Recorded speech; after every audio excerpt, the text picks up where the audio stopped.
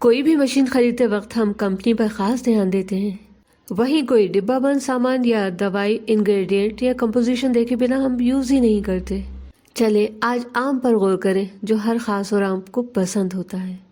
اسے پھلوں کا راجا بھی کہا جاتا ہے۔ آم کا بچپن دیکھیں تو کوئی خاص ٹیسٹ نہیں ہوتا، جوانی پر آ کر جب کیری کا روپ لیتا ہے تو اتنا کھٹا ہو جاتا ہے کہ اچھوں کو ہلا کر رکھ دیتا ہے، پھر زندگی کے آخری پڑاؤ پر اتنا میٹھا جیسے چاشنی میں ڈبایا گیا ہو۔ آم کی بھی اس دنیا میں ان گنت ویرائٹیز ہیں۔ ہم سے اگر کوئی آم کا ٹیسٹ پوچھ لے تو ہم آم کے ٹیسٹ کو لفظوں میں بیان نہیں کر سکتے۔ اب نیبو لیجئے، ایک نیبو میں کتنے سارے رس سے بھرے بیگ فٹ کیے رہتے ہیں۔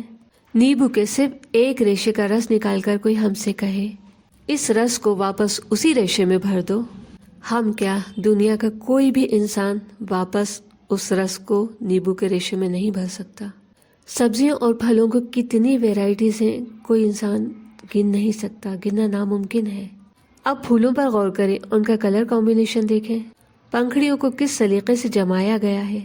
ساری دنیا کے انسان اور جنات اکٹھا ہو کر ایک پھول بھی نہیں کھلا سکتے، تو چیکو ہو، کیلا ہو، سیب، انگور یا آم، کوئی بھی سبزی ہو یا رنگ برنگے دل کو لبھانے والے خوشبودار پھول ہوں، اور وہ دنیا کے کسی بھی حصے میں ہو، بظاہر سب کے انگریڈینٹس ایک ہیں، سب کے انگریڈینٹس ایک جیسے ہی ہیں۔ وہ انگریڈینٹس کیا ہیں؟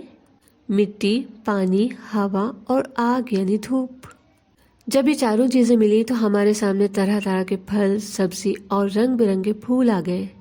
مٹی، پانی، ہوا اور دھوپ کو ملا کر کوئی مٹی کا برتن تو بنا سکتا ہے، لیکن ایک چھوٹا سا انگور یا پھولوں کی ایک پنکھڑی بھی نہیں بنا سکتا۔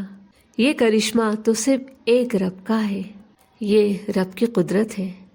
ہم پر ہمارا غرور یعنی گھمنڈ اس طرح حکومت کر رہا ہے کہ ہم قدرت کے ان کرشموں پر غور ہی نہیں کرنا چاہتے۔ رب کی نشانیوں کی طرف کبھی ہمارا دھیان ہی نہیں جاتا۔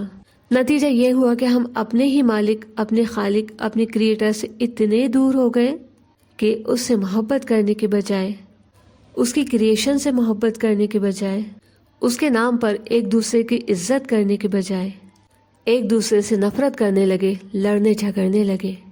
ہم تو یہ بھول ہی گئے کہ ہم اس کے پاس سے آئے ہیں جو ساری کائنات کا مالک ہے، جس نے ساری کائنات کو ہماری سیوا میں لگا کر ہمیں سب سے اونچا درجہ دیا ہے، جس نے ہمیں اپنا خلیفہ یعنی پرتیندھی بنا کر ہمیں اس دنیا میں بھیجا ہے۔ جہاں جدائی کا احساس نہیں ہوتا وہاں ملنے کی بھی کوئی تڑپ نہیں ہوتی۔